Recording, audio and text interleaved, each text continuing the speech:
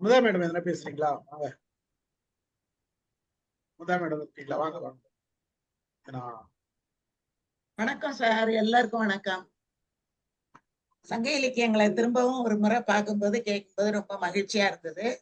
Sir அந்த முதல் பாட்டு சொன்னாங்கல்ல, இம்பர்வான் எல்லை ராமனையே பாடி, அந்த பாடல்ல பழனம் தன்னை கைமா என்றால் சும்மா கலங்கினாளே அப்படின்னு வரும்.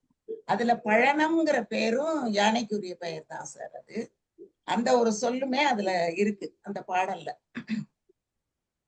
பழனம் பழனம் ஓ பழனம் ஓ தன்னை கைமா என்றேன் சும்மா கலங்கினாளே, அதுல அந்த பொருள், அந்த அப்போ பழனம்ங்கிற பொருளும் வரும். அப்புறம் நீங்க இந்த ஹத்தி அப்படிங்கிறது, அத்தி அப்படின்னா தமிழ்ல யானைன்னு அர்த்தம் சார். அதனாலதான் என்ன அத்தி என்ன அத்தி சொன்னீங்க? அத்தி அத்தி அத்தி அத்தி அத்தி அத்தின்னா யானை தான் அது. அது வந்து ஆமாங்க சார், அத்தின்னு அது சொல்றது யானை. அது வந்து யானைய அத்தி. அது ஆமா அத்தா. அத்தா இன் பாலி ஹஸ்தின், அதாவது வடமொழி வடசொல் மூலம் அதுக்கு அத்தி. அத்தா ஹஸ்தின்.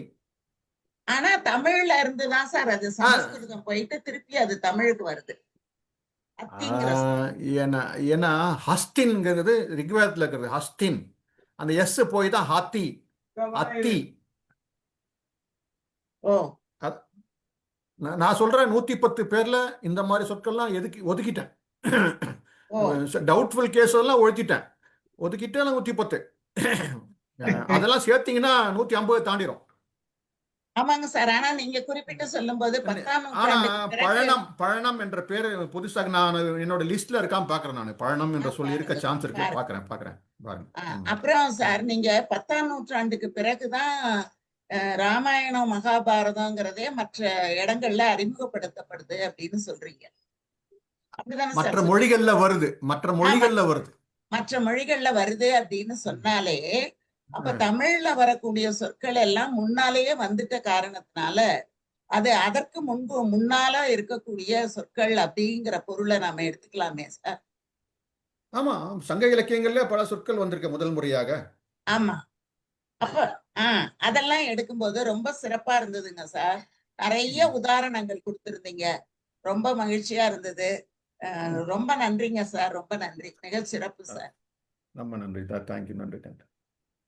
மகிழ்ச்சி மகிழ்ச்சி. வாங்க சத்யநாராயணன் சார், வாங்க. Good evening to everybody. Doctor Ashraf, excellent presentation.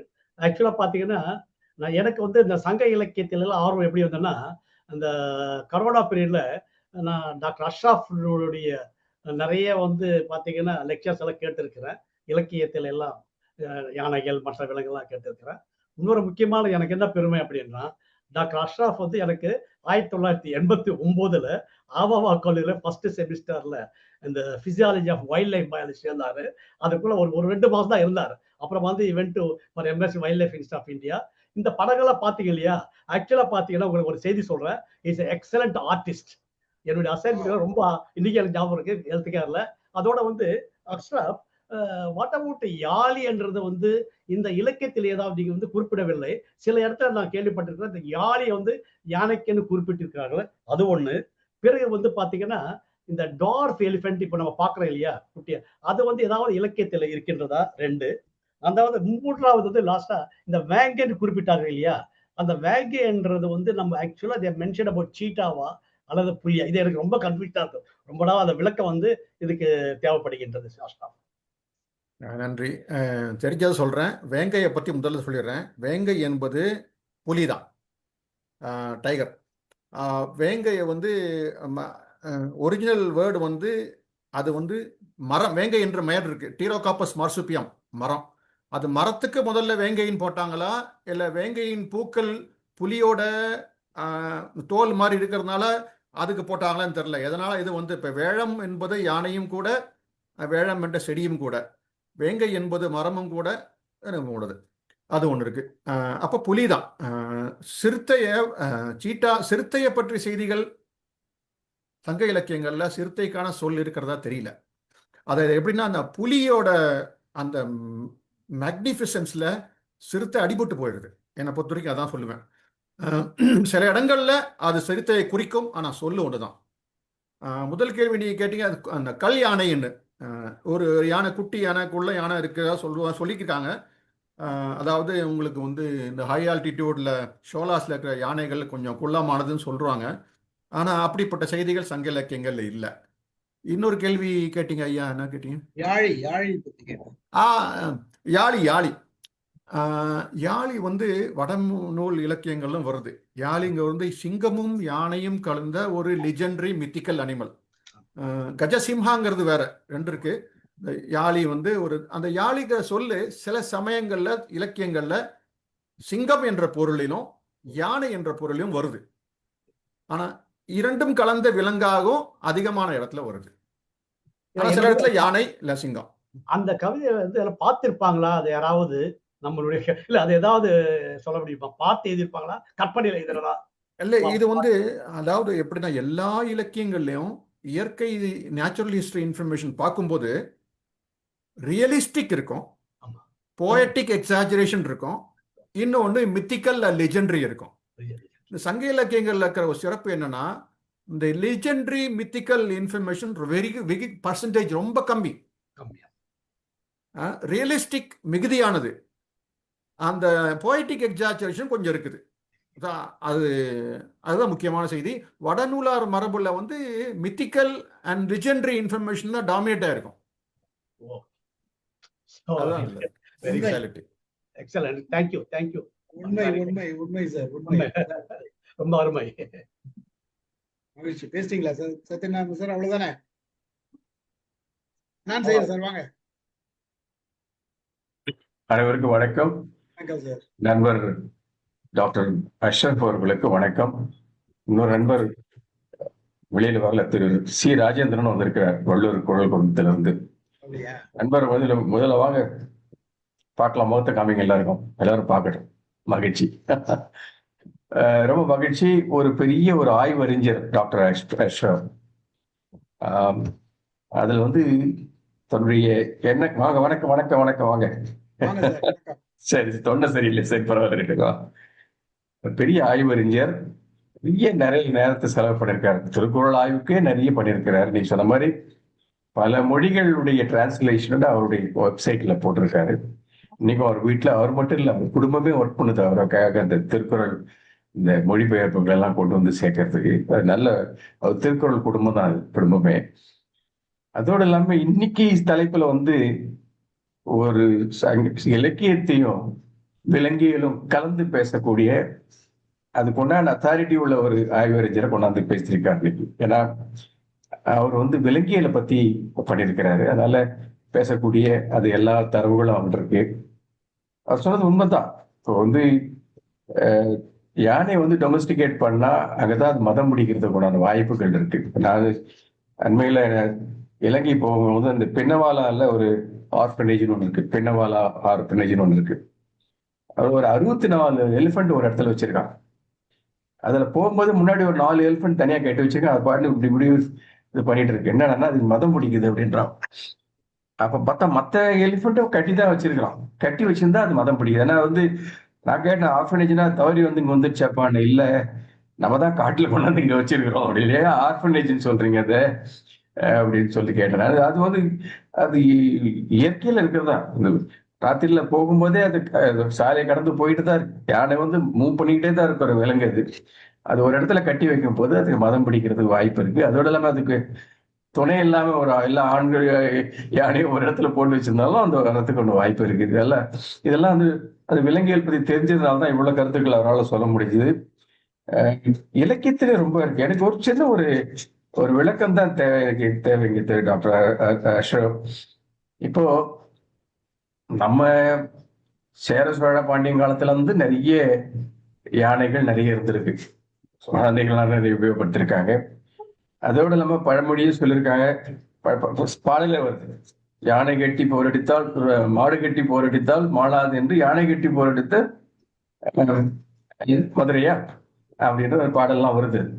அப்போ யானை வந்து நம்ம கிட்ட வந்து புழக்கத்துல இருந்திருக்கு. இப்ப நீங்க சொல்றது பார்த்தா அந்த வரைபடத்துல காமிக்கும் போது நார்த்ல தான் காமிக்கிறீங்க. மத்திய பிரதேஷ்ல, மகாராஷ்டிரால, குஜராத்ல அங்கெல்லாம் காமிக்கிறீங்க. இப்போ எந்த காலகட்டத்துல இந்த யானை வந்து இங்க சவுத்துல வந்திருக்கோம்? ஏன்னா சவுத்து ஃபுல்லாவே காணும், நீங்க அந்த வரைபடத்துல பார்த்தா அது எப்போ வந்திருக்கோம்? அப்போ இது வந்து இந்த இந்த நாட்டுக்கு உண்டான அனிமல் இல்லையா? யானை இன்னைக்கு இந்தியான்னு ஒரு நாடா ஆயிடுச்சு, அப்போ தனித்தனி நாடா இருந்ததுல, அப்போ இதுக்கு உண்டான அனிமல் இல்லையா? அதை கொஞ்சம் கிளாரிஃபை பண்ணுங்க. மற்றபடி உங்க கலெக்ஷன் பிரசன்டேஷன் ஷெமாண்டஸ், இது ஒரு ஆய்வு கட்டுரை எழுத வேண்டிய ஒரு சொற்பொழிவு. இதுக்கே ஒரு பிஹெச்டி நீங்க ரெஜிஸ்டர் பண்ணணும். நீங்க ரொம்ப பிரமாதம், ரொம்ப அருமை. ரொம்ப நாளைக்கு அப்புறம் மீண்டும் உங்களை பார்க்கக்கூடிய வாய்ப்பு. Thanks to mister Stephen calling you here. நீங்க என்ன பார்க்க முடியுது, ரொம்ப மகிழ்ச்சி, ரொம்ப மகிழ்ச்சி. இது மட்டும் கொஞ்சம் கிளாரிஃபை கொடுங்க. தேங்க்யூ. நன்றி அன்றையா. இப்போ இந்திய துணை கண்டம் அப்படிம்பாங்க ஆங்கிலத்துல, சப்கான்டினென்ட். அது வந்து 10 million years before it was an island.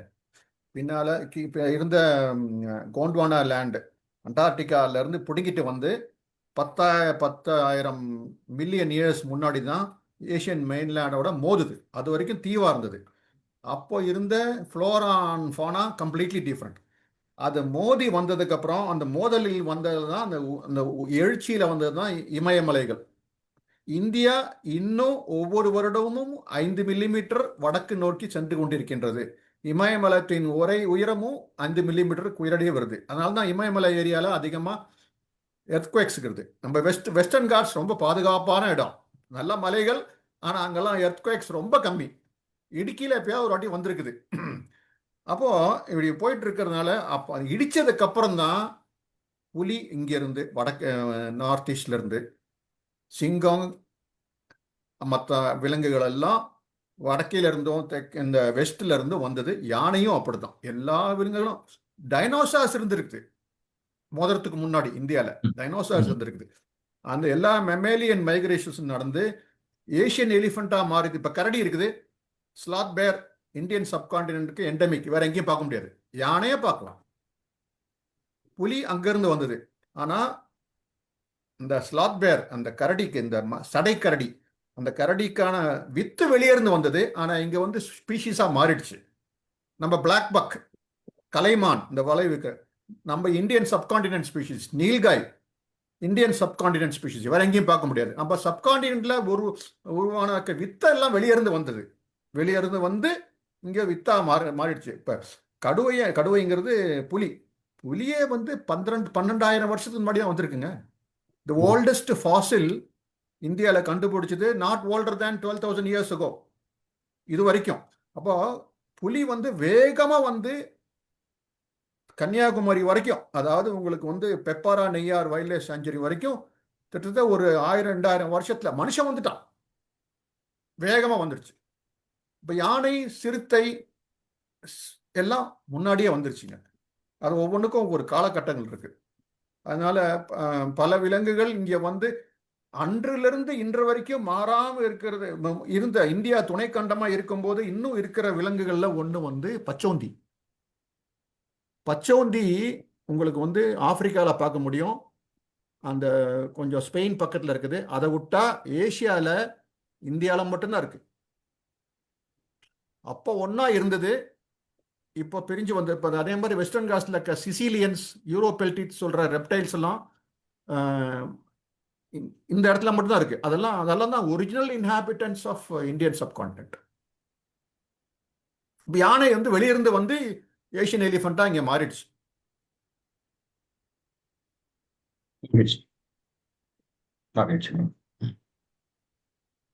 நன்றி சார், நன்றி. கதிரவன் சார் வாங்க. வணக்கம் சார். வணக்கம்.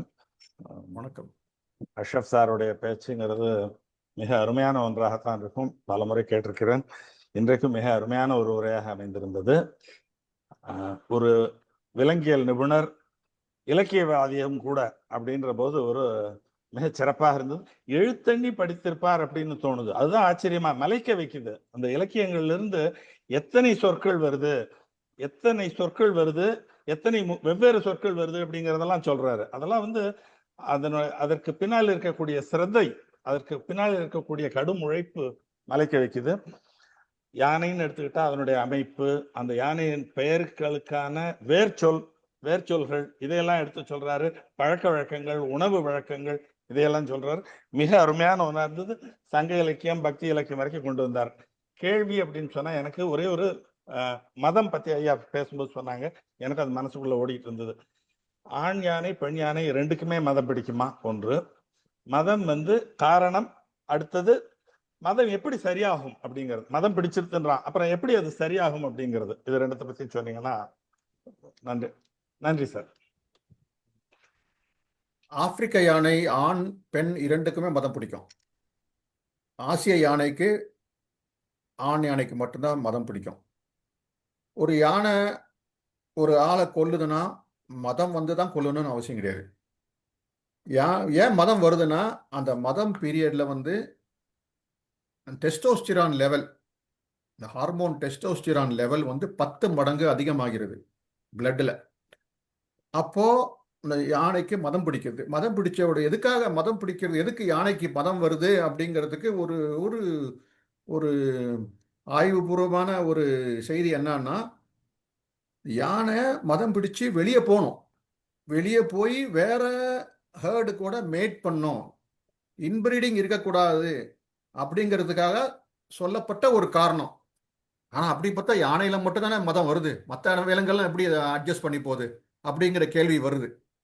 அந்த யானைக்கு மதம் பிடிக்கும்போது இந்த மதம் கிளான்ஸ் இங்கே இருக்குது, டெம்போரல் கிளான்ஸ்னு பேர். அந்த கேப்லேருந்து ஊசி அந்த லிக்விடு அந்த டைமில் அந்த இடத்துல வலி வருது. அதனால யானைகள் மதம் பிடிச்ச உடனே தந்தம் இருந்ததுன்னா, தந்தை இல்லாத யானைகளும் இருக்குது, தந்தத்தை மண்ணில் போட்டு குத்தும். இப்போ நமக்கு பல்லு வலி வந்துச்சு அப்படி அமுத்தம் பார்த்தீங்களா, அது மாதிரி குத்துது. இதெல்லாம் யானைக்கு உண்மையாக வலி இருக்குதா இல்லையான்னு தெரியாது, இதெல்லாம் தியரிஸ், நம்ம சொல்கிறோம், ப்ராபபிள் ரீசன்ஸ். மதம் எப்படி அப்படின்னா வருஷத்தில் ஒரு வாட்டி 2 வாட்டி மதம் வரும். மதம் 1 மாதம் வரைக்கும் 2 மாதம் வரைக்கும் நீட்டிகிட்டு இருக்கோம். கேப்டிவிட்டியிலலாம் நம்ம வளர்ப்பு யானையில் அதுக்கு தீனியை குறைச்சிருவாங்க. ஒரு யானை நல்ல புஷ்டமாக நல்ல சாப்பாட்டோட வளர்ந்ததுன்னா நல்ல அருமையான மதத்துக்கு வரும். அதை நம்ம ஒழுங்காக ட்ரீட் பண்ணோம்னா, ஒழுங்காக கவனிச்சிருந்தோம்னா, அடிக்காமல் வளர்த்தோம்னா மத யானையை ஒரு பாகன் அருமையாக ஹேண்டில் பண்ணலாம். கட்டி வைக்கணும்னு அவசியம் கிடையாது. நீங்கள் பந்திப்பூர் கர்நாடகாவில் போய் பார்த்தீங்கன்னா, நான் போயிருக்கேன், நான் பார்த்ததை சொல்கிறேன். நான் சங்க இலக்கியங்கள்ல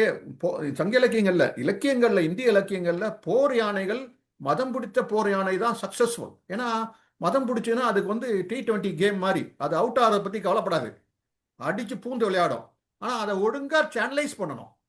நான் பந்திப்பூர் போனப்போ மதம் பிடிச்ச யானை, சார் அங்கே போவாதீங்க அப்படின்னா ஒருத்தன், நான் போல. ஒரு யானை நின்றுட்டு இருக்கு, பக்கத்தில் பாகனும் உட்காந்துருக்கு, நின்றுட்டு இருக்கான்.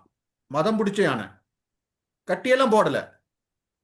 ரெண்டாவது, இந்த புலியை பிடிக்கிறதுக்கு, இந்த புலி conflict, human wild life conflict, மோதலுக்கு வர்ற புலியை பிடிக்கிறதுக்கு, ட்ராங்குலைஸ் பண்ணுறதுக்கு அவன் சொல்கிறான், இந்த மாதிரி இந்த காட்டு யானையை துரத்துறதுக்கு, இந்த மாதிரி வேலை செய்யறதுக்கு மதம் பிடிச்ச யானை ரொம்ப யூஸ்ஃபுல், நல்லா வேலை செய்யும். ஆனால் ஒழுங்காக நம்ம ஆளுங்க கவனிக்கிறதுல அடிச்சிடுறாங்க. அடித்து வளர்த்தனால அதை மதம் பிடிச்ச உடனே, இப்போ நம்ம வீட்டில் ஒரு வேலைக்காரன் இருக்கான், அவனை ஒழுங்காக இல்ட்ரீட் பண்ணிட்டு இருந்தான், ஒழுங்காக இல்ட்ரீட் பண்ணிட்டு இருந்தா ஒரு நாளைக்கு தண்ணி போட்டு பிரச்சனை பண்ணுவான். தண்ணி போட்டானா அவன் எல்லாத்தையும் மறந்துடுறான், அவன் மஸ்ட்டுக்கு வந்துட்டான்னு அர்த்தம். அது மாதிரி தான் அந்த மதத்துக்கு வர்ற யானையும், மதம் வந்துச்சுன்னா தன்னோட முதல் பாகனைதான் அடிக்கும். முதல்ல அடிக்கிறது பாகனை தான் அடிக்கும். நாலடியார்ல ஒரு அருமையான பாடல் இருக்கு, நண்பன் என்றால் யானை போல நண்பனை கூடாது, நாய் போல நண்பன் போனோம். யானை எவ்வளவுதான் வளர்த்தாலும் கடைசியில பாகனை தான் கொல்லும்.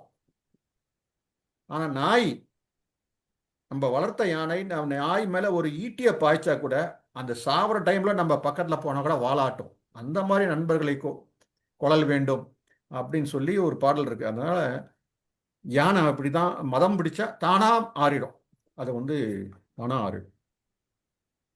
வளர்ப்பு யானைகளுக்கு மட்டுமல்ல, காட்டு யானைகளுக்கும் மதம் வரும். மதம் ஒரு இயற்கையான இயல்பானது. நன்றி சார். நன்றி சார். ராஜேந்திர சார் வாங்க. வணக்கங்க. அஷ்ரப் சொல்ல வேண்டிய அவசியமே இல்லை, அது எதை பண்ணாலும் இப்படிதான் பண்ணுவார். அது திருக்குறள் ஆகட்டும், அவருடைய வேலையாகட்டும், யானையாகட்டும், குதிரையாகட்டும், எல்லாம் இப்படிதான் பண்ணுவார். அவர் அடிப்படையில் ஒரு ஆய்வாளர், அவர் ஆய்வுலாம் பேச முடியாது. அதுக்காக அவர் அதுதான் மீண்டும் நான் இங்கே பார்க்குறேன். இந்த மதம் தான் எல்லாம் கேட்டுட்டு இருக்காங்க. அதனால மத சம்பந்தப்பட்டது இலக்கியங்கள் 3 வகையான மதம் இருக்குன்னு சொல்லி சொல்றாங்க. அது உண்மையா? அது எப்படி, எந்த நேரத்தில் அந்த மதம் வரும்? ஏன்னா மதத்திலே போயிட்டு இருப்போம், நீங்க எல்லாம் மதம் முடித்துதான் பிரச்சனை இருக்குது. அது 3 வகையான மதம்னு இலக்கியத்துல படிச்ச மாதிரி ஞாபகம் எனக்கு. ஆ. அது வந்து 3 வகையான மதம் என்பதை விட மும்மதம் அடிப்பாங்க. மும்மதம் அப்படிங்கிறது என்ன அப்படின்னா, மதம் மத நீர் ஒழுகிறது. அந்த மதம் நீர் அந்த ஸ்மெல்ல படிக்கிறது ஒண்ணு வந்து அந்த இங்கிருந்து வர்ற நீர் டெம்பரல் கிளாண்டுன்னு வருது. அப்புறம் யூரின் ட்ரிப்ளிங் வர யூரின்லையும் அந்த மத நீர் ஸ்மெல்லை கண்டுபிடிக்க முடியும். 3வது அந்த ட்ரங்க்ல வர அந்த டிஸ்சார்ஜ் வரும், அந்த மியூக்கஸ் மெம்பரேன் அந்த டிஸ்சார்ஜ் அந்த வர அந்த 3லையுமே அது மாதிரி மும்மதம் அப்படின்னு சொல்றது இது 3. வெளிப்படையா யூரின் 3 இடம்னு சொல்றீங்க. அந்த மதம் 3 இடம் இது வழியா நம்ம கண்டுபிடிச்சிடலாம். சரி, யானை மதம் பிடிக்க வை. இதுல 3ல எது முதல்ல வருங்க? அது தெரியல எனக்கு எதுல முதல்ல வரும்னு. உண்மையா நல்ல அருமையான கேள்வி. ஏன்னா முதல்ல எது வரும் எதுல வரும்னு தெரியல எனக்கு. எதுல ஃபர்ஸ்ட் எவிடன்ஸ் எதுல வருது. அது வந்து இன்னொரு விஷயம் என்னன்னா, இந்த நிறைய விஷயங்கள் நான் சொல்லலை. தமிழ் இலக்கியங்கள் சங்க இலக்கியத்துல இருக்குது, வடமொழி இலக்கியங்கள் இருக்குது. இந்த மத நீருங்கிறது வந்து டெம்போரின், அது பேர் டெம்போரின். பட் அதோட கெமிக்கல் கான்ஸ்டிடியூஷன் வந்து ஃப்ரான்டாலின்ங்கிற ஒரு கெமிக்கல். ஃப்ரான்டாலின் அதை வந்து இன்செக்ட்ஸை பயங்கரமாக அட்ராக்ட் பண்ணும். யானை என்கிட்ட ஒரு வீடியோ இருக்கு, அதெல்லாம் நான் போடலை. யானை நாங்கள் அசாமில் எடுத்தது. அந்த மத யானை போகும்போது கூட நிறைய பூச்சிகள் போகும். அது கூட வண்டு அட்ராக்ட் பண்ணும், பீஸ் அட்ராக்ட் பண்ணும். இதை வச்சு இந்த ஒரு செய்தியை இலக்கியம் வச்ச நிறைய பாடல்கள், அருமையான பாடல்கள் இலக்கியங்கள்ல இருக்குது. ஒப்புமையா வச்சிருக்காங்க. நன்றிங்க. உங்களை யானை திருவிழாவில் பார்த்து இதை பார்த்தேன். ஆனாலும் அதை ஒவ்வொருத்தரையும் நீங்க அப்டேட் பண்ணிட்டே இருப்பீங்க. நீங்க கான்ஸ்டன்ட்லி அப்டேட் பண்ணிட்டே இருப்பீங்க. வாழ்த்து. நன்றிங்க. நன்றி சார். வந்ததுக்கு நன்றி. சந்திரமோகன் சார் வாங்க. அனைவருக்கும் வணக்கம். மிகச்சிறப்பு. ஒரு அற்புதமான மாலை பொழுதாக ஆக்கிய அஸ்ராப் ஐயா அவர்களுக்கு நன்றிகள். உளவு குறிப்புகள் எடுக்கிற லெவலுக்கு இலக்கியத்திலிருந்து அப்படி கொட்டிட்டீங்க. உங்களுடைய பெட்டகத்தை திறந்து தந்தது மாதிரி அவ்வளவு அருமையா இருந்துச்சு. திருவாசகத்துல நிறைய வரும். திருவாசகத்துல இருகை யானை அப்படின்னு நம்முடைய ஆசை அதிகமா இருக்கிற யானை வந்து சாப்பிடல என்ன செய்யுமா, வாயில ஒண்ணு கையில ஒண்ணு வச்சுக்குமா, எப்ப பார்த்தாலும் சாப்பிட்டுட்டு இருக்குமா. அத இருகை யானை ஒத்து அப்படின்னு மணிக்கவாசர் சொல்லுவாரு. அது மாதிரி யானையோட பேசுற ஆளுகள்லாம் இருக்கா. லாரன்ஸ்னு ஒருத்தர்லாம் வந்து அதுகிட்ட காதுல போய் விஸ்பர் பண்ணுவாராம், அது கமாண்ட் பண்ணி கொடுப்பாருன்னு சொல்லுவாங்க. ராஜராஜ சோழனுக்கு வந்து யானை பாஷை தெரியும், ரொம்ப நல்லா பேசுவான் அப்படிங்கிற மாதிரி. இந்த யானைப்படை வந்து தமிழ்நாட்டுல தான் இது யானை கொடியே இருந்திருக்கு. அந்த காலத்துல யானை கொடியை வச்சு இது பண்றது நிறைய செய்திகள். இவர் கூட ஜெயமோகன் கூட அறம்ல கிருஷ்ணமூர்த்தி யானை டாக்டரை பத்தி எழுதியிருப்பாரு. நிறைய செய்திகள் இன்னும் அதிகமா தேடுறதுக்கான வாய்ப்பு கொடுத்துருக்குது யானையை பற்றி. ஐயா அவர்களுக்கு நன்றி. ஸ்டீபன் சார் அவரை கூப்பிட்டு வந்து என்னை சரியான நேரத்துல அலர்ட் பண்ணதுக்கு நன்றி. ராஜேந்திரன் ஐயா அவர்கள் வந்திருக்கிறார்கள், அவர்களையும் வணங்குகிறேன். நன்றி. வணக்கம்.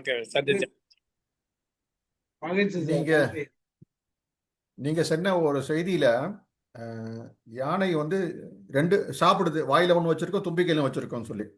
அது வெயிட்டிங் லிஸ்ட் RAC மாதிரி.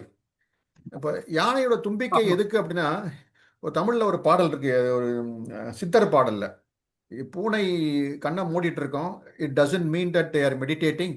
யானைக்கு பெரிய தும்பிக்கை இருக்கும், அதுக்காக தானம் செய்யறதுக்காக கிடையாது. யானையோட தும்பிக்கை எப்பயுமே கிடைச்சாலும் எடுத்து வாயில போடுறதுக்கு தான். It's only to gather and put it in the mouth. இந்த குழந்தைங்க, சின்ன குழந்தைங்க 7 வயசு 8 வயசு அந்த 7 சமயத்தில் எந்த ஒரு ஆப்ஜெக்ட் எடுத்தாலும் குழந்தைங்க வாயில தான் கொண்டு விடும். கையோட அது வாயில கொண்டு சாப்பிட்றதுக்கு. அப்புறம் தான் கைனா கொடுக்கறதுக்கும் உதவும்பா அப்படின்னு கற்றுக் கொடுக்குறோம். யானைக்கு அதே மாதிரி தான். அங்குஷத்தை எடுத்து கொடு அப்படின்னு சொல்லி ட்ரைனிங் கொடுத்தானா யானைப்பா எனக்கு தேவையான தேங்காவை எல்லாத்தையும் எடுத்து கொடுக்கும். அது மாதிரி தான் இது. இந்த வாயில ஒண்ணு கையில ஒண்ணுங்க ஞாபகம் வந்தது. அதான் சொல்றாரு. அந்த அதாவது வாயை கையாவே வச்சுக்குமா, அதான் இருகை அப்படின்னு அவர் சொல்றது. வாயை ஒரு கையா வச்சு கிடைச்ச உடனே அள்ளி ஆசை அதிகமா இருக்கிற நான் அப்படிங்கிறது நல்லதான். நான் கேள்விப்பட்டது இல்லை. அது மாதிரி ஒரு ஞாபகம் வருது. வடமொழி பெயர்கள்ல ஒரு யானைக்கு ஒரு பேர் வந்து துய்பாரி இல்லைன்னா துய்பா இல்லைன்னா துய்பாரி. துய் அப்படின்னா டியூவல், ரெண்டு வாட்டி குடிக்கிற ஒரே விலங்கு யானை. எப்படின்னா முதல்ல தும்பிக்கையில உறிஞ்சிருது, அதுக்கப்புறம் வாயில விடுது. ஸ்டோர் பண்ணி துய்பாரி, ட்ரிங்கிங் டுவைஸ். அந்த ஜேம்ஸ் பாண்ட் படம் வந்துச்சு இல்லை, யூ ஒன்லி லீவ் டுவைஸ். அப்போ யூ ஒன்லி ட்ரிங்க் டுவைஸ்ங்கிறது யானை தான். நன்றி நன்றி சார். நன்றி. கோபால் ரத்ன சார் வாங்க சார். அனைவருக்கும் வணக்கம். மிக சிறப்பான ஒரு நிகழ்ச்சி சார். இன்னைக்கு ஏகப்பட்ட விஷயங்களை நாங்கள் இன்னைக்கு கற்றுக்கிட்டோம். யானை அப்படின்னாலே பெரும்பாலும் வலிமையை தான் ஒப்புமை சொல்லுவாங்க. ஒரு சொல், யானை என்ற ஒரு சொல்லுக்கு மட்டும் 110 பெயர்கள் இருக்கிறதா நீங்க தகவல்ல சொல்லியிருந்தீங்க. இன்ஃபேக்ட் 150க்கும் மேற்பட்ட பெயர்கள் இருக்கிறதாகவும் பின்னால வரும்போது சொல்லியிருந்தீங்க.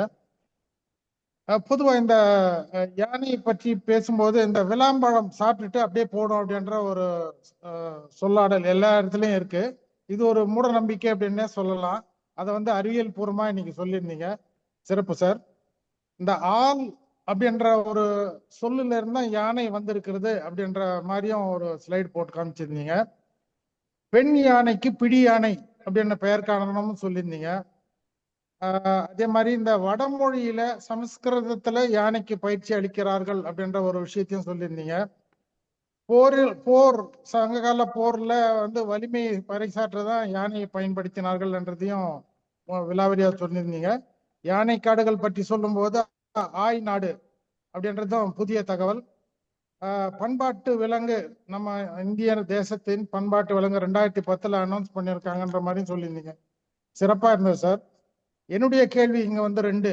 ஒண்ணு வந்து இவ்வளவு சிறப்பு மிக்க எவ்வளவு வலிமை வாய்ந்த யானை ஒரு ஹெர்பிவோர்ஸ், இலத்தழையை சாப்பிட்டுட்டு உயிர் வாழுது. அது வந்து எங்கேயாவது இந்த இலக்கியத்துல வேட்டையாடி அந்த கரியை சாப்பிட்டதாக கார்னிவோர்ஸ் அப்படின்ற ஒரு ஸ்டேஜில் ஏதாவது இருக்கா அப்படின்றதும் ஒன்று. 2வது கேள்வி வந்து யானையினுடைய கர்ப்ப காலம், கெஸ்டேஷனல் பீரியட் எவ்வளவு காலம் அப்படின்ற ஒரு தகவலையும் இங்க சொன்னா நல்லா இருக்குன்றது என்னுடைய கருத்து. நன்றி சார், சிறப்பா இருந்தது சார். நன்றி ஸ்டீஃபன் சார். நன்றி சார். யானையை ஏன் டொமஸ்டிகேட் பண்ண முடியல அப்படிங்கும்போது, ஏன் why it is not a domestic animal, அது காரணம் சொன்னேன். ஏன் முடியல அப்படின்னா பல காரணங்கள்ல. ஒன்று, அதோட லைஃப் ஸ்பேன் ரொம்ப பெருசு. 2வது வந்து இந்த ஜெஸ்டேஷன் பீரியடு, கர்ப்ப காலம் 22 மாதம். இவ்வளோ அந்த ஒரு குட்டி தான் போடும். இதை வச்சு நம்ம எப்படி வாழ்க்கையை ஓட்டுறது?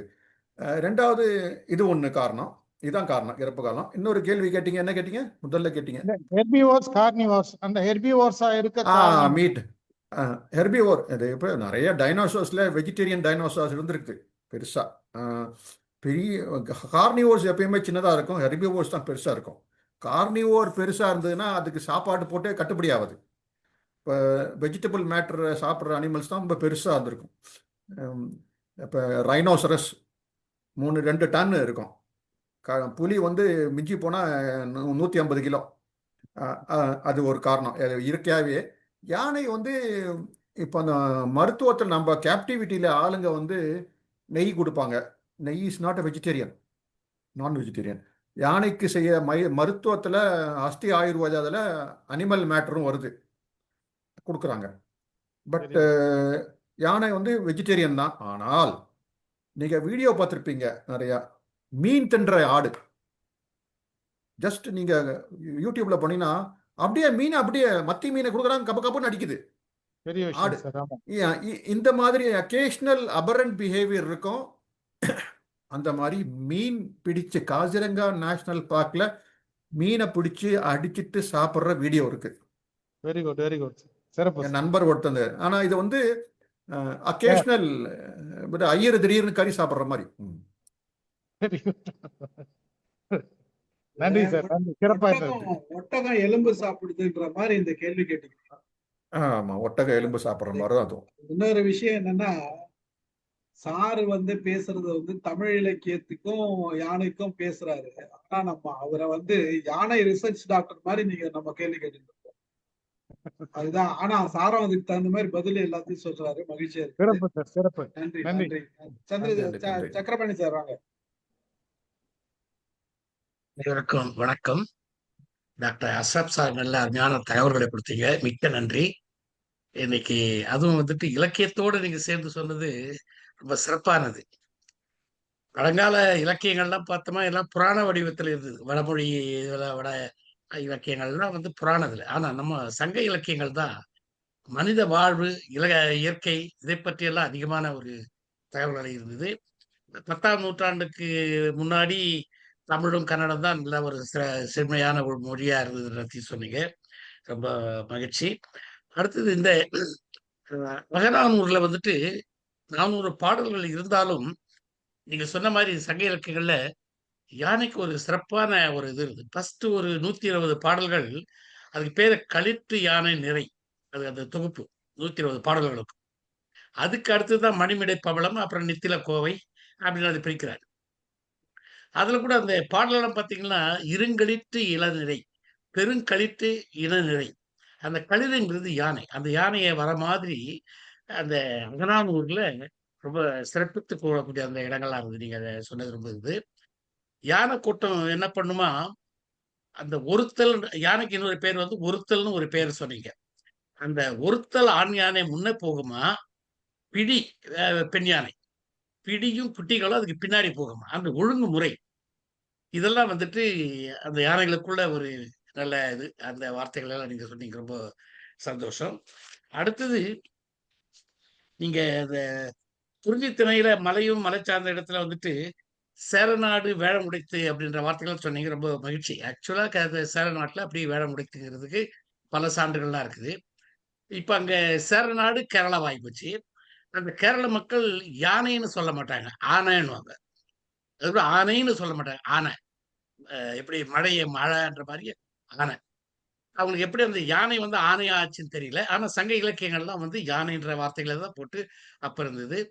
அடுத்தது நீங்க சொன்னது அந்த முத்தொள்ளாயிரம் எனக்கு ரொம்ப ரொம்ப பிடித்தமான இது. அந்த முத்தொள்ளாயிரம் காப்பியத்து ரொம்ப இது. அதுல குறிப்பா ஒரு பாடல் வந்து களிகள் களிகட்கு நீட்ட தம் கையால் களிகள் விதித்திட்ட செங்கல் துளி கலந்து ஓங்கொழில் யானை மிதிப்ப சேராயிற்று பூம்புணல் வஞ்சியகம். யானை மேல போறாங்க வீரர்கள்லாம் அந்த வஞ்சி மாநகர்ல. போகும்போது நம்ம ரோட்டோரத்து கடை மாதிரி கல்லு கடைகள்ல கல்லுக்கு வச்சுக்கிட்டு இருக்கிறாங்க. வீரர்கள் இறங்கி குடிக்கும் போது அந்த கல் கவலத்தை வாங்குறாங்க. மேல நுரைச்சிக்கிட்டு இருக்குது. அந்த நுரையை அப்படி தள்ளி விட்டுட்டு குடிச்சிட்டு இவங்க ஏறுறாங்க. யானை மிதிக்குது. அந்த அந்த மிதிர்த்துக்கிற இது வந்து யானை மிதிச்சு அந்த ரோடு முழுக்க சேராகி போச்சு.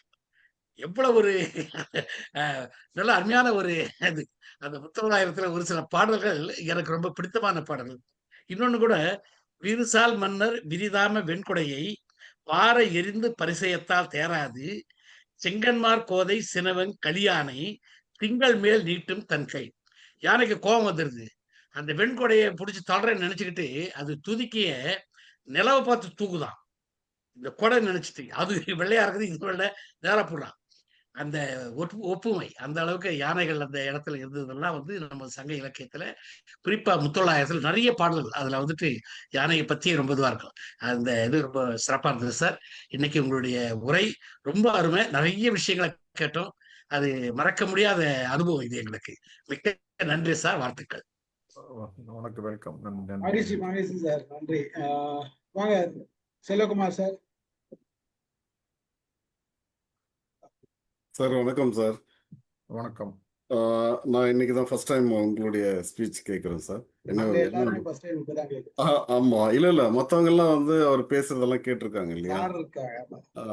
அதான் அதுல நீங்க முதல்ல சொன்ன இந்த கைமான் சொன்னதுமே எனக்கு ஞாபகம் வந்தது. நான் கறிக்கடையில போயிட்டு கைமா வாங்குறதுதான். அப்போ அதுக்குதான் பேர் கைமான்னு சொல்லி நான் இது வரைக்கும் நினைச்சுட்டு இருக்கிறேன். ஆனா யானைக்கு ஒரு பேர் கைமான் இருக்குதுன்றது இன்னைக்கு நான் தெரிஞ்சுக்கணும் சார்.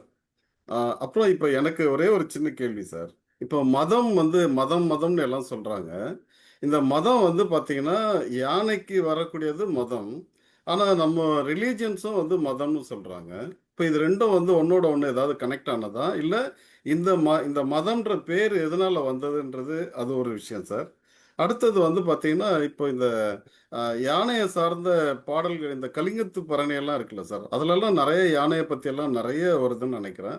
அப்ப இந்த கலிங்கத்து பரணி எல்லாம் வந்து சங்க இலக்கியத்துக்கு அதுக்கு முன்னே வந்ததா இல்ல அதுக்கு அப்புறமா வந்ததா? அது ஒண்ணு. அடுத்தது நான் லாஸ்ட் டைம் சத்யநாராயண் சார் கிட்ட ஒரு ஒரு விஷயம் கேட்டிருந்தேன். அப்போ கேட்டப்போ அவர் சொன்னாரு, நீங்க வரும்போது உங்களை கேட்டாக்கா அதுக்கான தகவல் வந்து கிடைக்கும்னு சொல்லிட்டு. இப்போ ஆக்சுவலி என்னன்னா, நான் நடுவில் ஒரு மீட்டிங்ல அட்டன் பண்ணும்பொழுது ஒரு பேராசிரியர் வந்து சொன்னாங்க, யானைக்கு வந்து பார்த்தீங்கன்னா ஞாபக சக்தி வந்து அதிகமாக இருக்கும். அதே நேரத்தில் அது வந்து ஒரு சுண்ணாம்பு வச்சு ஒரு தேங்காய் கொடுத்தாக்கா, அது யார் கொடுத்தாங்கன்றத வந்து ஒரு 20 வருஷம் கழிச்சு கூட அவங்க வந்தாங்கனாக்கா, அது வந்து அவர் தான் கொடுத்தாருன்றது தெரிஞ்சிருக்கும் அப்படின்ற மாதிரி. அது உடனே எனக்கு ஒரு சந்தேகம் வந்ததுமே நான் அவரை கேட்டப்போ, அவர் எனக்கு அது ஆக்சுவலாக வந்து அது மித்தா இல்லை அவங்க ஏன்னா அவங்க சாதாரணப்பட்ட ஆளாக பேசியிருந்தாங்கனாக்கா ஓகே ஏதோ கேட்டிருக்கலாம். அவங்களும் ஒரு பேராசிரியர். அப்படி அவங்க சொல்லும் பொழுது அந்த தகவல் வந்து அது உண்மையான தகவலா இல்லை என்னன்றது எனக்கு தெரியல.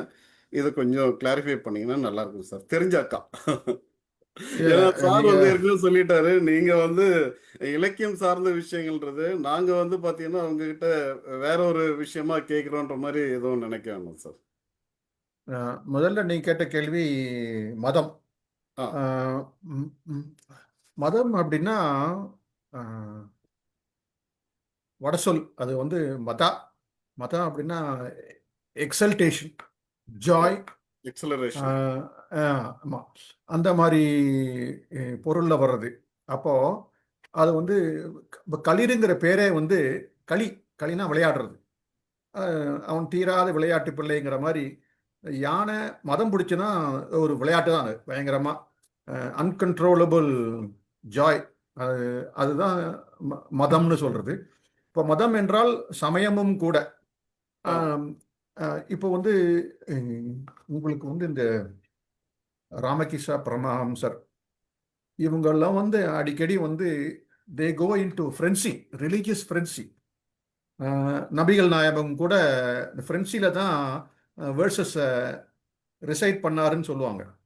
அந்த ஃப்ரென்சி வந்து ஒன்று வந்து ஃப்ரென்சியை வெளியாக காட்டுக்குவாங்க, இல்லைன்னா உள்ளுக்குள்ளே இருந்து தியானத்தில் வர்றவங்களும் இருக்காங்க. நம்ம திருமூலரை பற்றிய செய்திகள்லாம் அப்படிதான். அப்போ அந்த ஃப்ரென்சி, அதனால தான் இந்த ரெண்டுக்கு இருக்கிற கனெக்ஷன்ல மதம் அப்படிங்கிற மதா அப்படிங்கிற வேர்டு. மதம் என்று சமயம் என்ற பொருளில் தமிழில் தான் அதிகமாக, வடமொழியோட வடமொழி சொற்கள் பல சொற்கள் தமிழில் வந்து ரிலேட்டட் மீனிங்காக வருது. ஆக்சுவல் சான்ஸ்கிரிட்ல அந்த வேர்டு கிடையாது. அது மாதிரி தனியாக ஒரு லிஸ்ட்டாக வச்சுருக்கேன். இது மதம் என்பதற்கு. இன்னொரு ரெண்டாவது கேள்வி என்ன கேட்டீங்க சார்? ஆக்சுவலாக வந்து இன்னொன்று வந்து பார்த்தீங்கன்னாக்கா ஞாபக சக்தி. ஞாபக சக்தி உண்டு உண்டு, தாராளமா உண்டு. அதுல ஒரு டவுட் இல்லை. இப்போ வெரி குட் மெமரி. ஒரு துரோகம் பண்ணிட்டேன்னாக்கா அது வந்து நான் ஒரு 10 இயர்ஸ் கழிச்சோ இல்லை ஒரு 15 இயர்ஸ் கழிச்சு திரும்பி பார்த்தாக்கா என்ன வந்து கண்டுபிடிக்குமா சார்? 10 இயர்ஸ் கழிச்சு ஒரு வாட்டி பார்த்து கண்டுபிடிக்குங்கிறது அது நமக்கு சொல்ல முடியாது. ஆனா அக்யூமுலேட்டட் இன்ஃபர்மேஷன் அது வந்து நிறைய உங்களுக்கு ஹியூமன் வைல்ட் லைஃப் கான்ஃப்ளிக்ட்ல அனிமல்ஸ் வந்து ரியாக்ட் பண்றது, சென்சிட்டிவாக ஹியூமன்ஸை பார்த்த உடனே ரியாக்ட் பண்ணுறது என்ன காரணம்னா, அந்த ஏரியாவில் நிறைய ஆளுங்க கல்லை விட்டு அடித்து பிரச்சனை பண்ணி பட்டாசு வெடித்து அதெல்லாம் ஸ்டோர் ஆகி வச்சுருக்கோம். ஓகே, அது 100% உண்மை. அது மெமரி. ரெண்டாவது வந்து எலக்ட்ரிக் ஃபென்சிங் போடுறோம். ஃபஸ்ட்டு வந்து ஷாக் அடிச்சிடும், அதுக்கப்புறம் அந்த பக்கம் வராது. அதை சும்மா கம்பியில் கரண்ட் இல்லாமல் வெறும் கம்பியை போட்டாவே அவாய்ட் பண்ணும். அதில் நல்ல மெமரி இருக்குது. ஆனால் அதை வந்து தவிர்க்கிறதுக்கு அதுக்கு வேண்டிய நுணுக்கங்களை கண்டுபிடிக்கும். மரக்கட்டையை வச்சு சாச்சு அது மாதிரிலாம் நடந்து போவோம், குனிஞ்சிட்டு போவோம், அந்த மாதிரிலாம் பண்ணும். அது elephant is very very intelligent animal. இல்ல அது ஓகே சார், இன்டெலிஜென்ட். பட் ஆனா அதுக்கான மெமரி வந்து அவ்வளோ நாள் இருக்குமான்றது இல்ல. ஒரு நாள் ஒரு ஆளை பார்த்து நமக்கே கண்டுபிடிக்க முடியாது. அந்த மாதிரிலாம் இருக்க சான்ஸ் இல்லை.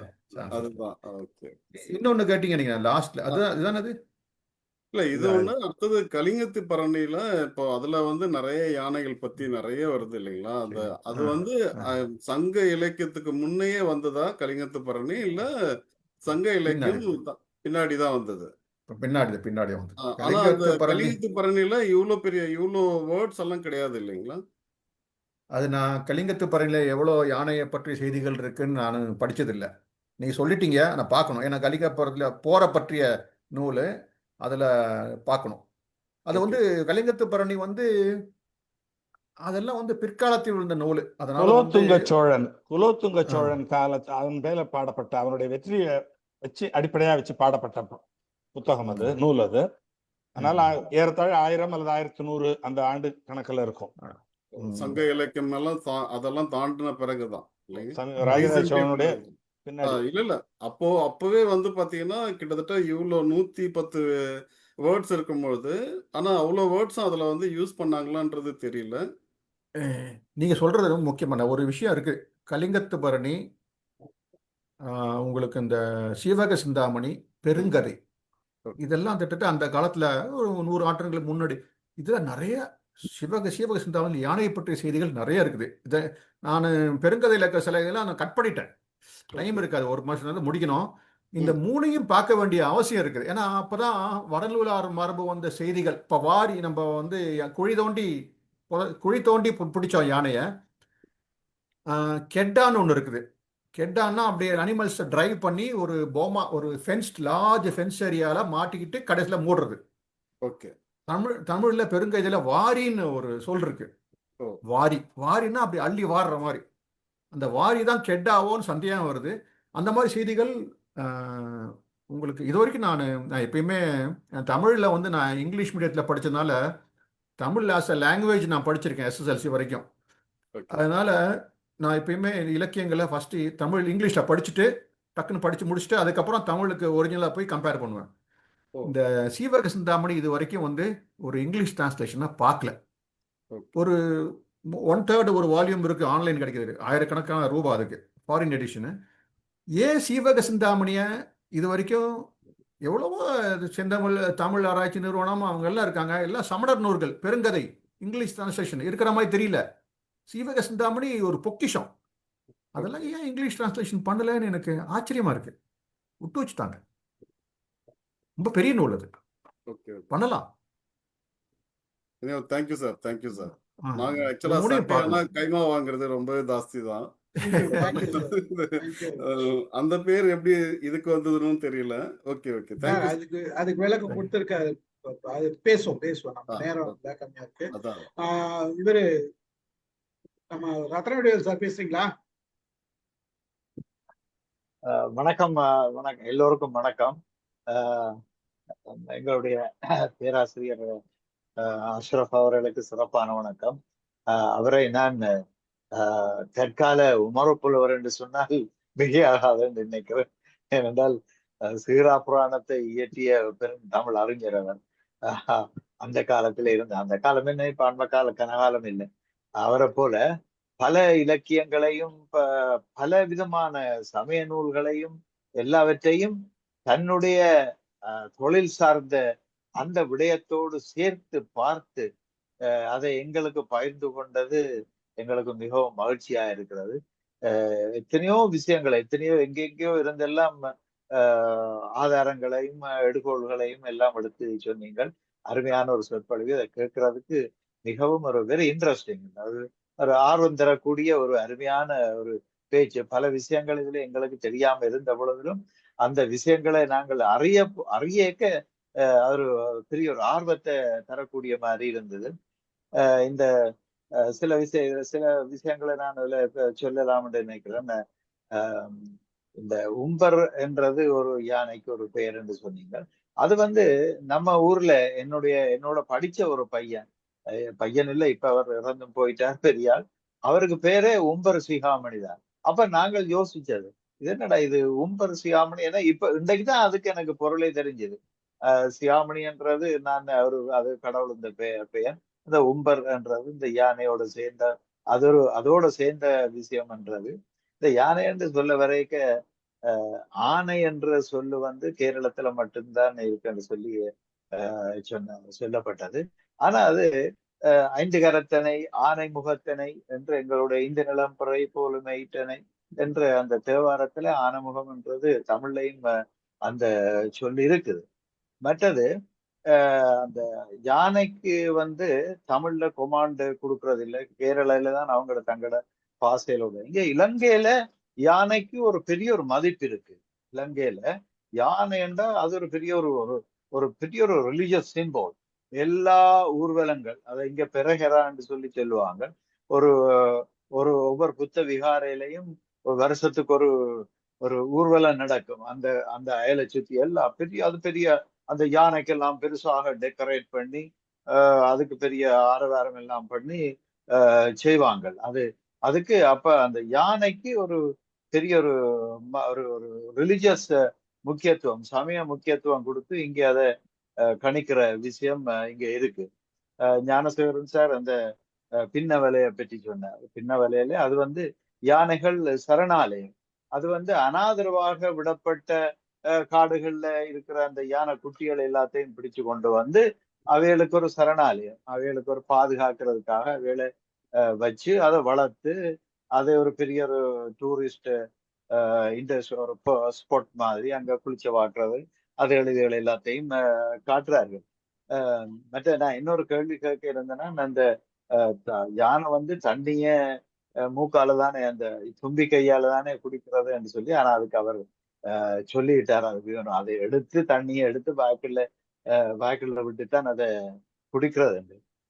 மற்றது இந்த நான் ஒரு படம் ஒன்று பார்த்தேன், கும்கி என்று சொல்லி ஒரு படம் ஒன்று. அந்த படத்துல இந்த மதம் பிடிச்ச யானை அதுகளை அந்த கொஞ்சம் திரளிக்கார யானைகளை அடக்கிறதுக்கு கும்கி யானை என்று சொல்லி ஒன்று அதை கொஞ்சம் அதை வச்சிருந்துக்கா அதன் மூலம் தான் அதுகளை எல்லாம் பிடிக்கிறது, கண்ட்ரோல் பண்ற அந்த விஷயங்களை எல்லாம் அதிலே காட்டப்பட்டது. அது உண்மையோ என்னவோன்றதை பற்றி ஒரு கால விளக்க முடியுமா என்று சொன்னால் நல்லா இருக்கும். மற்றது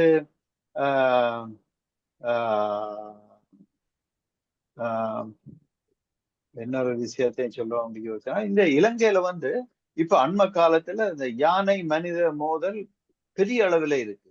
என்னன்னா காடுகள் அது முக்கியமான காரணம் சொல்லப்படுது.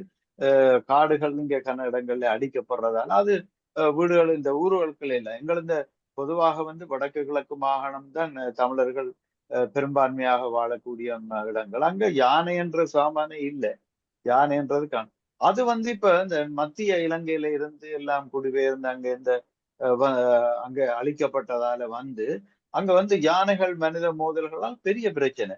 அதால ஒவ்வொரு வருஷமும் நூற்றுக்கணக்கான யானைகள் கொல்லப்படுது. மக்கள் வந்து ஏதோ ஒரு விதத்திலே அதை கொண்டுடுறார்கள். மற்ற இந்த ட்ரெயின்ல அடிபட்டு சாகுது. அப்படி ஒரு பெரிய ஒரு யானை மனித மோதல் இங்க பெருசாக நடைபெற்று கொண்டிருக்கிறது. மற்றது இன்னும் ஒரு விஷயம் திரு அஷ்ரப் அவர்கள் சொன்னார் இந்த பச்சோந்தியை பற்றி. பச்சோந்தி இலங்கையிலையும் இருக்கு, இந்தியாவில மட்டுமல்ல இலங்கையிலையும் இருக்குது. அது ஆக்கள்லையும் இருக்கு, அந்த பச்சோந்தி என்ற மிருகமும் இருக்கு. அதனுடையனால அது ஒரு விஷயத்தை நான் சொல்லிக் கொள்ள விரும்புறேன். மொத்தத்துல அருமையான ஒரு சொற்பொழிவை கேட்க முடிஞ்சது. சிறப்பு, மிகவும் மிகவும் மகிழ்ச்சியா இருக்கிறது. நல்ல ஒரு அருமையான ஒரு சொற்பொழிவு. ரொம்ப நன்றி ஐயா. ரொம்ப நன்றி ஐயா. நீங்க நான் பச்சோந்தியை பற்றி சொல்லும்போது நான் சொன்னது இந்தியன் சப்கான்டினென்ட் அப்படிங்கும்போது ஸ்ரீலங்கா இஸ் ஆல்சோ, ஸ்ரீலங்காவுக்கும் வெஸ்டர்ன் காட்ஸ்ல இருக்க நிறைய ஃப்ளோரா ஃபானல் சிமிலாரிட்டிஸ் நிறைய இருக்குது. அது ஒரு பட்டியலே போடலாம். அந்த ராமர் பாலம் இருந்தது, கனெக்டிவிட்டி இருந்தது. உங்க ஸ்ரீலங்கால இதை பத்தி பேசல, சிங்கத்தையும் புலியும் பத்தி இருக்கிற ஒரு ஹிஸ்டாரிக்கல் இன்ஃபர்மேஷன்ல சின்னலீஸோட சிம்பல் வந்து சிங்கம், விடுதலை புலிகளின் சிங்கம் வந்து புலி. ரெண்டுமே அங்க இருந்தது இல்ல, 10,000 வருஷத்துக்கு முன்னாடி புலி வந்து தென் மாநிலத்தை வந்து அடைஞ்சதுக்கு அப்புறம் அந்த கனெக்டிவிட்டி போயிடுச்சு. புலியானால அங்க போக முடியல. இப்போ அது இப்போ யானையை பற்றி சொன்ன யானை, ஏன் ஆணை என்ற சொல்லு தமிழ்ல இலக்கியங்கள்ல மிடியேவல் லிட்ரேச்சர், அதாவது 10ஆம் நூற்றாண்டுக்கு பிறகு வந்த இல்ல 9ஆம் 8ஆம் நூற்றாண்டுல இருந்து 15ஆம் நூற்றாண்டு வரைக்கும் யானை என்ற சொல் ஆணை என்றே பல இடங்கள்ல வந்திருக்குது. அதோட ப்ரொபோர்ஷன் ஜாஸ்தி ஆயிட்டு வருது. எப்படி யாண்டு என்பது ஆண்டு ஆனதோ, யாமை என்றது ஆணை ஆனதோ, யாழ் மரம் ஆலமரமானதோ, அதே மாதிரி யாங்கிறது விட்டுட்டு ஆணைன்னு வந்திருக்கு. ஆணைன்ற சொல் நிறைய இலக்கியங்கள்ல, பக்தி இலக்கியங்கள்லையும் பிற்காலத்திலையும் வந்திருக்குது. பர்சன்டேஜ் ஜாஸ்தியாச்சு. அது என்னமோ தெரியல, இந்த யானை விஷயத்துல மட்டும் மக்கள் வந்து யானைக்கே போயிட்டாங்க, ஆணையை விட்டுட்டாங்க. இப்போ யாருமே ஆணைன்னு சொல்றது இல்லை. அது தமிழ்ல ஆணையர், ஆணையிட்டால் அந்த சொல் இருக்கிறதுனால கன்ஃபியூஷன் வேணான்னு சொல்லி யானைக்கு போயிட்டாங்களான்னு தெரியல. அது சொல்றேன். நீங்க ஒரு முக்கியமான கேள்வி கேட்டீங்க, மறந்து கேள்வி கேட்டீங்களா நடுவில்? என்ன கேள்வி சொல்லிட்டேனோ? பதில் சொல்லிட்டேனோ? வேற ஒன்றும் கேள்வி கேட்டீங்க? கும்கி கும்கி இந்த கும்கி வந்து ஸ்பெஷலி ட்ரெயின்டு, அது கமாண்டோ ஃபோர்ஸ் மாதிரி, அது பிளாக் கேட்ஸ் மாதிரி. அது வந்து எந்த ஒரு ஸ்பெஷல், சாதாரணமாக யானை கண்டு பயப்படாமல் இருக்கிறது ட்ரைனிங் கொடுக்கறது. இப்போ புலியை ட்ராங்குலைஸ் பண்ண போகணுன்னா கும்கி எலிஃபென்ட்ஸ் மேலே போவாங்க. சாதாரண கேப்டிவ் எலிஃபென்ட்ஸ் மேலே போனீங்கன்னா அதோட ஸ்மெல்லு கேட்டாவே போகாது, ஓடி போயிடும்.